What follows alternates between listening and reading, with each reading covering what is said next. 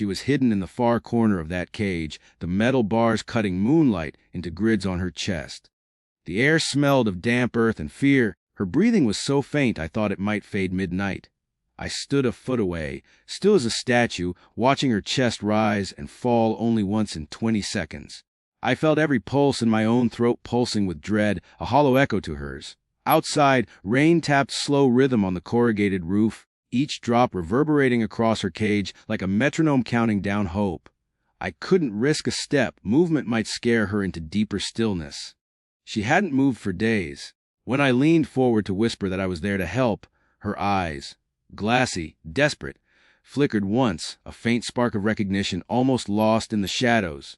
In that moment, every second felt infinite, every breath an avalanche of guilt and compassion. The moment she would live or slip completely into resignation hung in precarious balance. The air was thick with stillness, broken only by the drip of rain outside when I first peered into her cage.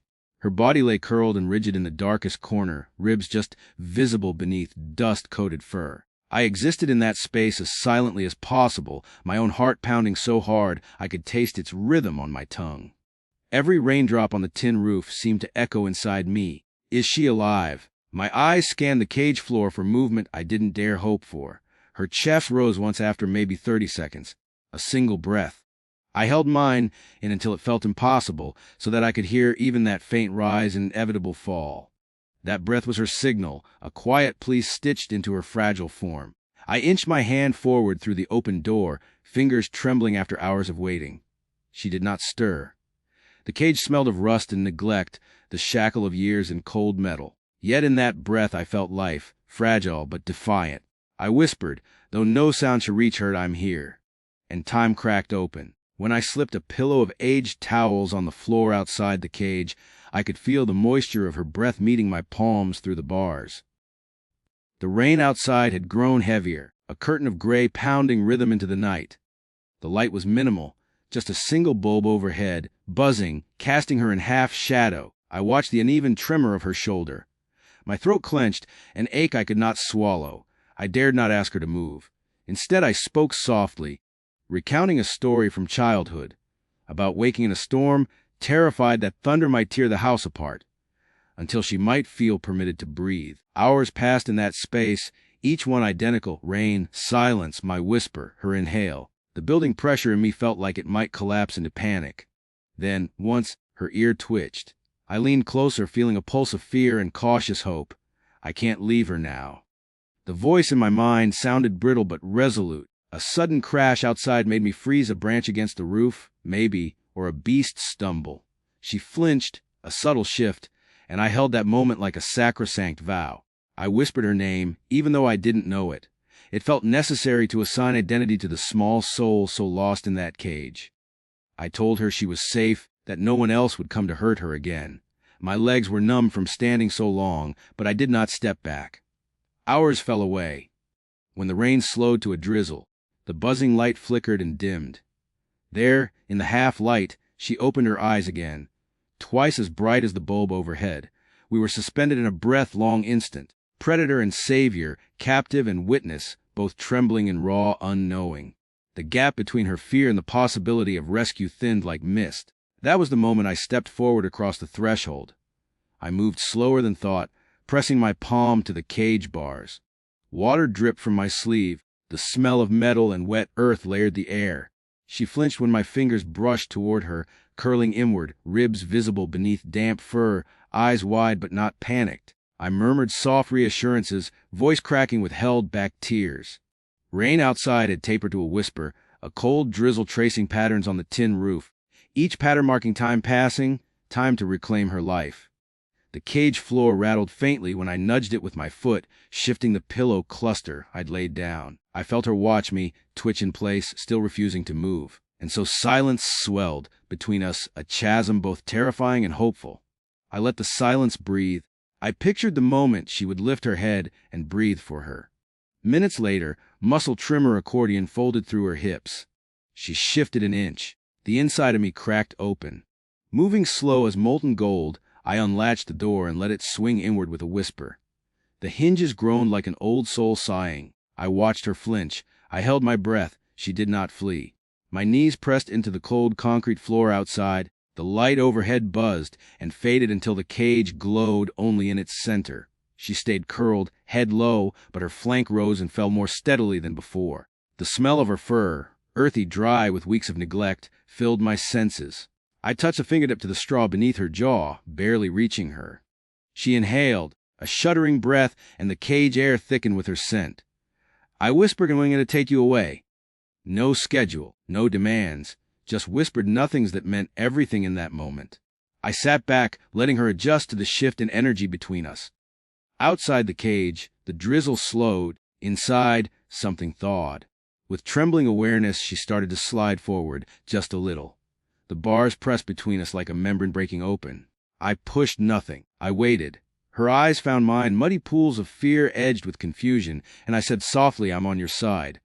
The sound must have felt like balm. She exhaled long, ragged. Finally, more than the single breaths of earlier hours. That exhale changed everything. I leaned in, cupped her cheek just outside the bars, and she lifted her head. When she raised her head, it happened so slowly it felt like I was watching light bend. The feathers of her coat seemed damp but alive, a mottled palette of dust and rain. She blinked twice, and her eyes, though rimmed with red, held intelligence sharper than fear. At that point, I slid the door entirely open. The hinges creaked low, the sound rippling across the cage floor like a warning. But she stayed. I stepped in, letting the door swing shut behind me with a soft click. The chill of the metal under my palm was electric. I whispered her name again, gave her space, and waited for her to decide she could stand.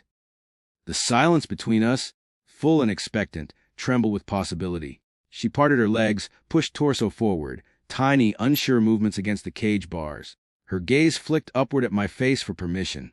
My heart pounded so loudly I feared she could hear it.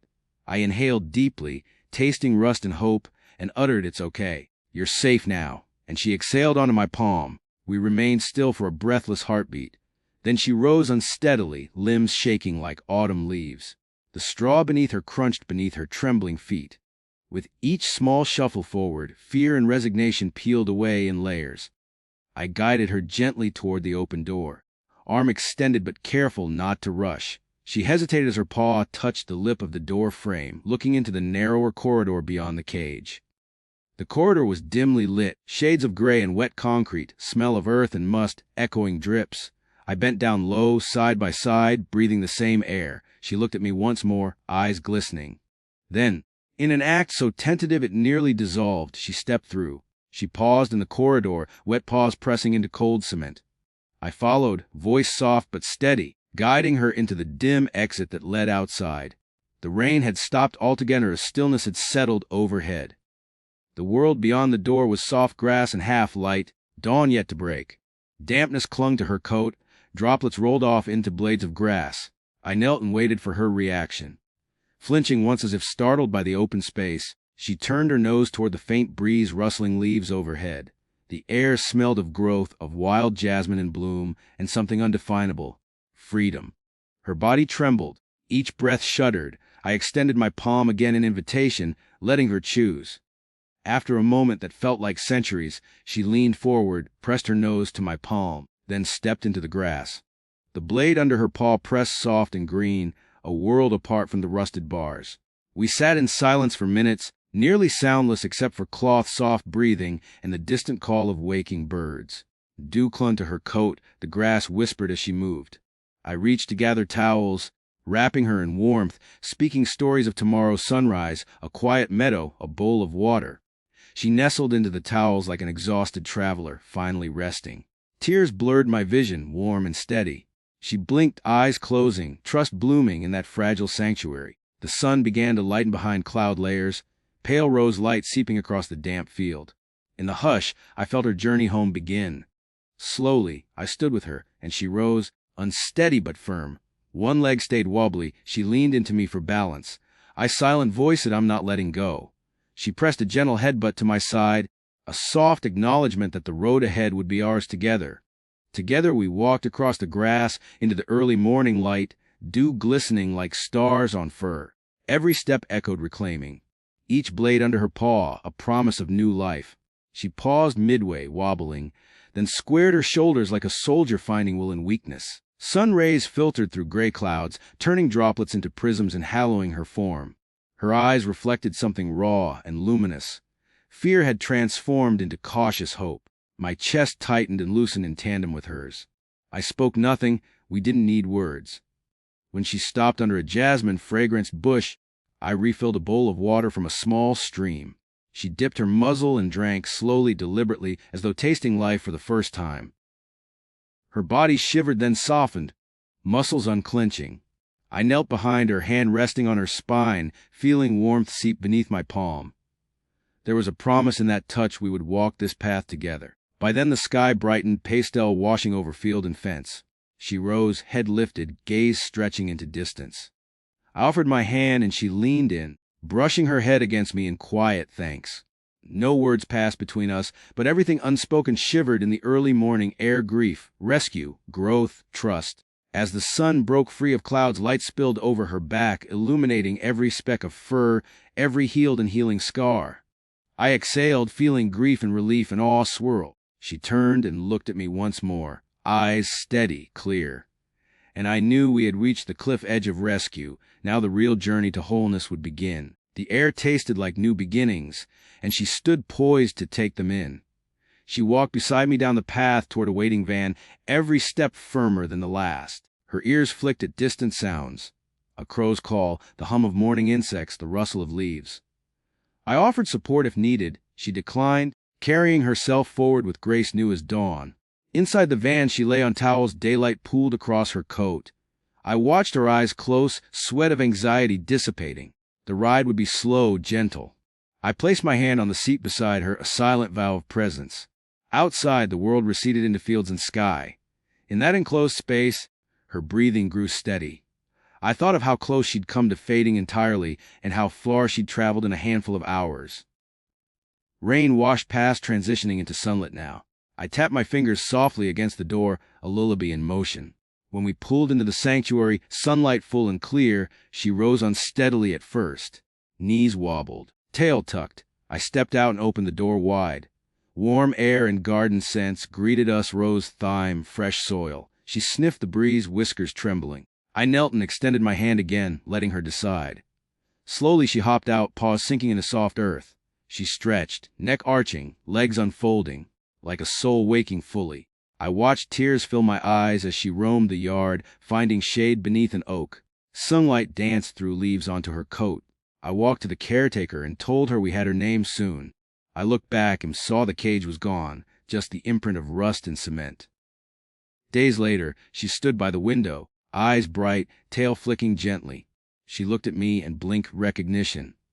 I knelt and whispered, "You made it." And somehow the world held that sentence like a benediction. Life had fractured her, and we, together, had pieced her back.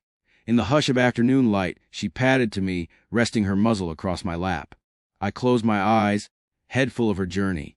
Conflict and rescue, growth and joy, and finally quiet peace. Outside, wind rustled leaves, sun warmed her back. In her calm gaze, I saw dawn wholly broken. And as the world breathed around us, she exhaled one last steady breath, free. We watched the sunset days later. She curled beside me on the porch steps. The sky bled pink and gold into evening. I sipped cold tea, hand resting softly on her flank. Her ears flicked at the cicada's call. Her body was lean, scars fading, breath full. I could feel the trajectory from that cage corner to this moment, from brittle fear to soft confidence. In the last dying light, she lifted her head and looked outward, perhaps dreaming beyond the horizon. I let the silence between us stretch, bright and peaceful, and in that moment, the story came full circle. Trapped in darkness, she waited, and we reached her. Then, together, we walked into dawn. The porch wood was warm beneath my legs, still radiating heat from the day's sun. She pressed against me, not for warmth but reassurance, a contact that no longer trembled with uncertainty. Her eyes followed the falling light like a prayer sent skyward, each blink slow and full of thought. The breeze rustled through the trees and carried the faint hum of distant crickets. She didn't flinch anymore, no more cowering at every unexpected sound. The stillness in her wasn't resignation now. It was rest. It was peace earned.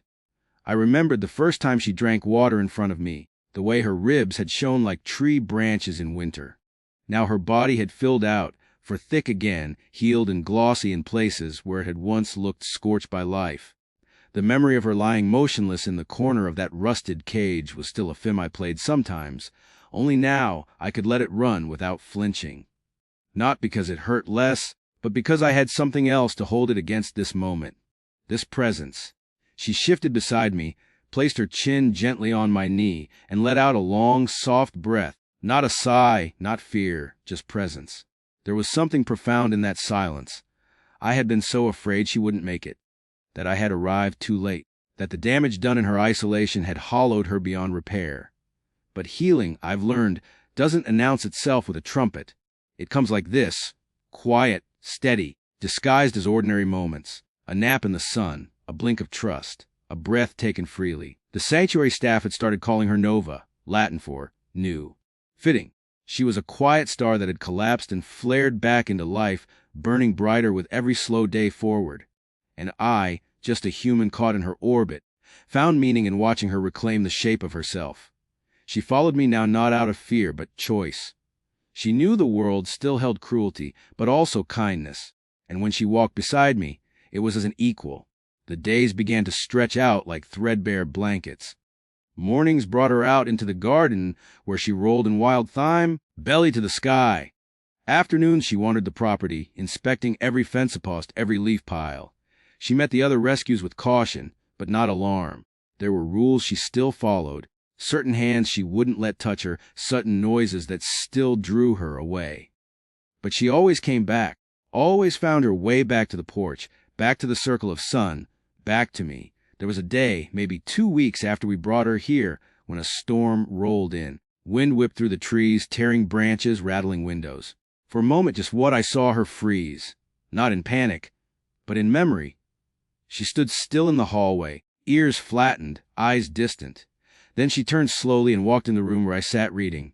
She lay down at my feet and rested there through the thunder. A choice. Trust. That night, as rain slicked down the windows, I lay awake listening to her breathe. Deep, even, grounded. I thought about all the things I would never know about her past. What came before the cage, how long she had waited in silence. But the truth is, knowing the whole story doesn't matter as much as being here for the new one. Nova wasn't a case to be solved, she was a soul learning to belong again. And I wasn't a hero.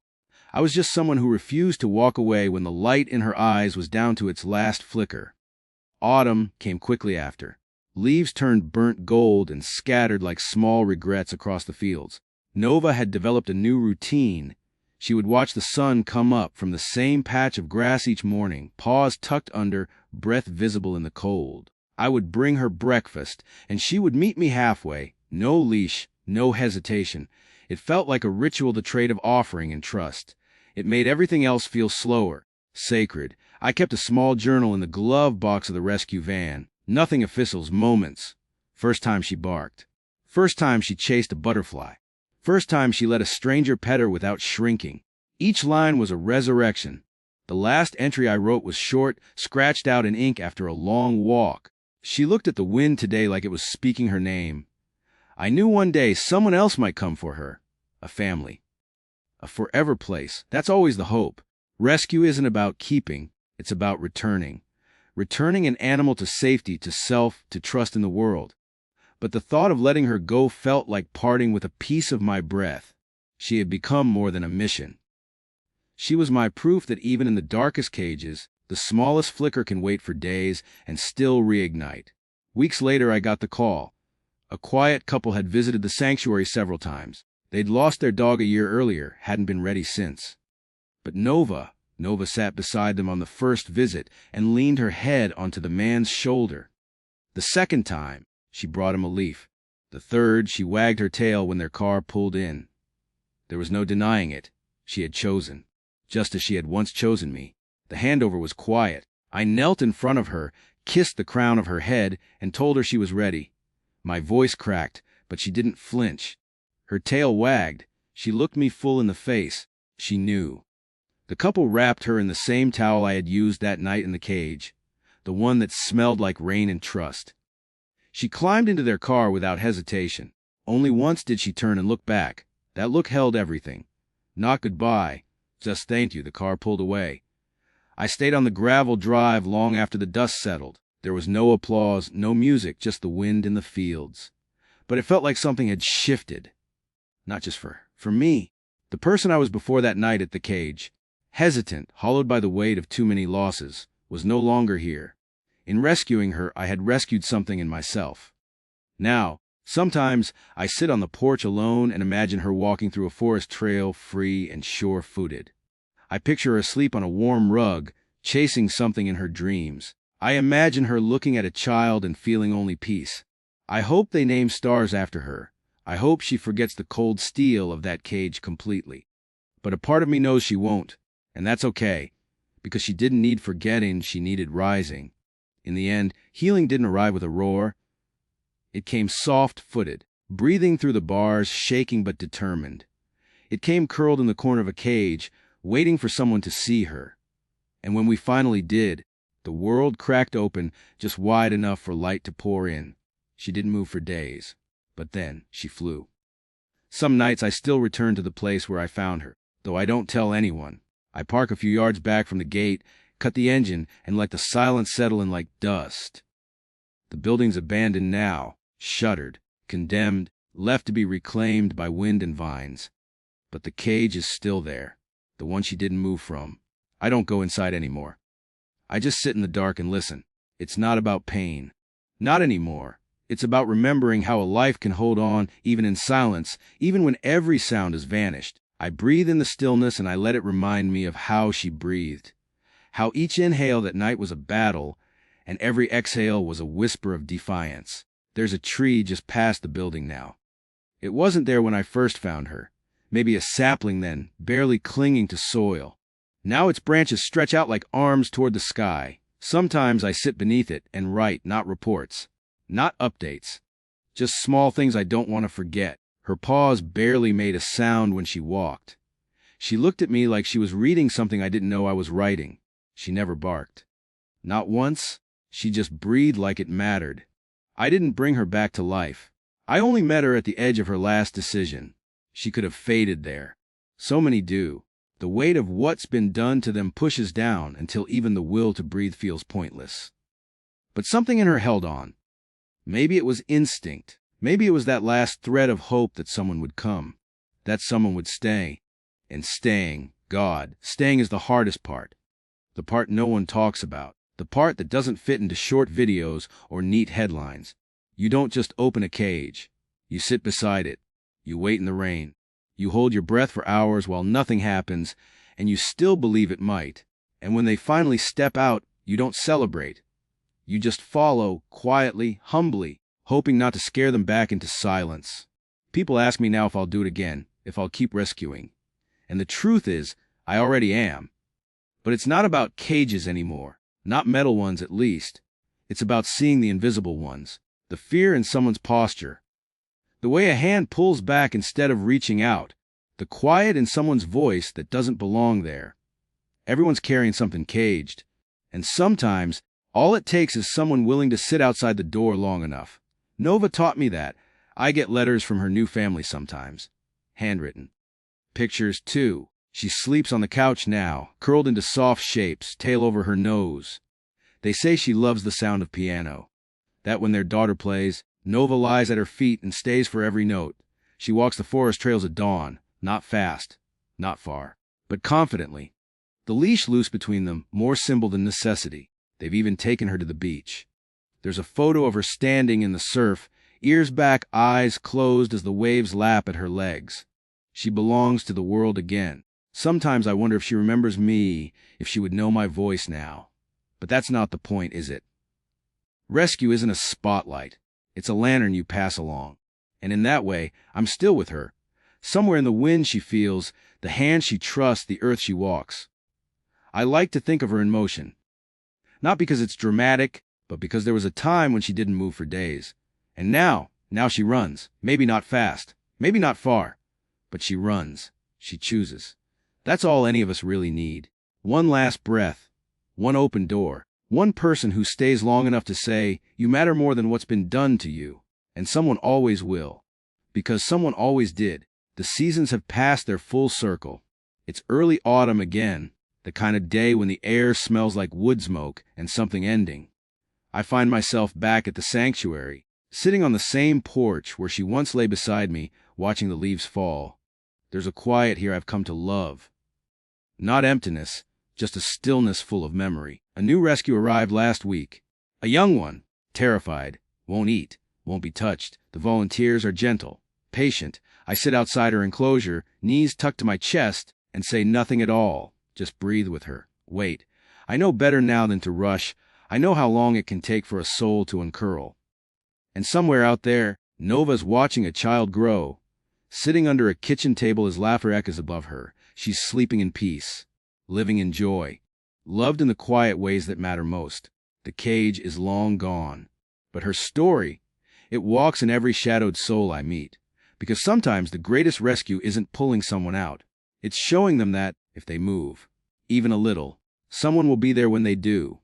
The wind was sharp that morning, whispering through the trees in that particular way autumn does, like it remembers everything. I walked the edge of the sanctuary fields alone, just past sunrise. Dew clung to the tips of grass like a second skin, and the ground gave a soft sigh beneath every step. The sky was wide open, colored in streaks of faded peach and bruised lavender. It had been a year since Nova left, 1 year since I last felt her breath steady beneath my hand. But she was everywhere, in the way the wind bent the tree limbs where she used to stand still, sniffing the air, in the worn patch of grass where she'd press her body low to the ground before daring to stretch, in the silence outside the cages, where I sometimes still catch myself whispering words she once learned to trust. Her absence wasn't empty. It was full of the life that had bloomed after she stepped through that cage door. Full of the quiet she taught me to find meaning in. I still remembered the exact moment she first stood.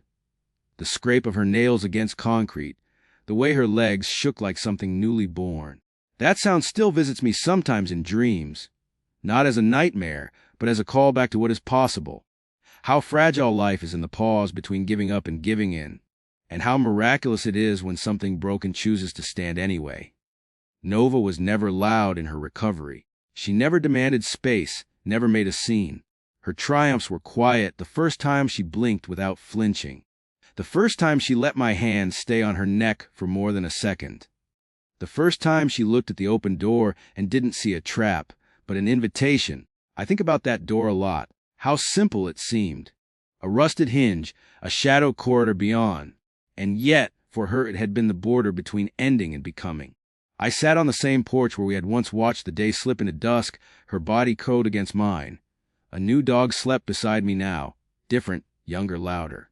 Another rescue, this one from a nearby hoarder case. She barked at butterflies, chewed at shoelaces, refused to eat unless I sat beside her. Her body still trembled when the wind shifted just right. But she was here, breathing, existing, learning that hands could mean safety, not harm. She reminded me of Nova in some ways, not in appearance, but in that deep, haunted stillness. The kind of silence that isn't quiet, but heavy, a silence that grows inside the ribs and makes the world feel muffled. Nova had carried that silence for weeks. This new dog, too. It was the language they had both learned in captivity. Don't move, don't hope, don't draw attention. Just survive. But survival, I had learned, wasn't enough. I pulled the blanket tighter around my shoulders and looked across the fields. The fog was lifting. The sun, slow and reluctant, began to reach the tops of the trees. That golden light, soft and honest, always reminded me of the morning we brought Nova home. How the first sunbeam had touched her fur like a benediction. I remembered the way her eyes changed in that light, how the dullness gave way to something else. Not joy, not yet, but possibility. It had taken so long for her to trust the world again, and longer still to trust herself in it. But when she did, when she finally began to run, to play, to rest without one eye open, it was as though she rewrote her story from the inside out. She was not the cage. She was not the neglect. She was not the fear that had curled her into stillness. She was movement. She was breath. She was the moment a dying thing chose to live. Sometimes I wonder if she knew how many she changed just by surviving. People who saw her story online, who wrote letters, who adopted their own rescues because something in her eyes reached them across the distance. Sometimes healing isn't loud. It's a ripple. One quiet breath becomes another. One step outside a cage becomes 100 toward freedom. One broken heart trusting again gives permission to someone else's. And me? I was changed too. Before Nova, I thought rescue was about saving lives. And it is. But it's also about witnessing them, sitting with the parts that are still trembling, still unsure, still halfway between collapse and courage. Nova didn't need a hero. She needed space. She needed time. She needed someone to see her as more than what had been done to her. I had arrived, thinking I would fix her. But she showed me how to stay instead, how to sit still, how to let the silence speak, how to love something even when it can't love you back. Yet, that's what rescue is. Not a before and after photo. Not a statistic. It's showing up again and again with nothing but your breath and your hands and your promise not to leave. The new dog stirred beside me and sighed, a sound that used to mean fear, now sounding more like surrender. A soft letting go. I reached down and touched her shoulder gently. She didn't pull away. The sky was fully blue now, streaked with gold. The fog gone, the day wide open. I stood slowly, joints stiff, heart full. The fields stretched before us like possibility. I whispered to the new dog as I had once whispered to Nova, "Whenever you're ready," and we walked, step by step, breath by breath, across the grass, through the gate, into the world she didn't yet know how to love, but was learning to. And somewhere, not far but no longer here, Nova was running. She didn't move for days. But when she did, she showed us all how to begin again.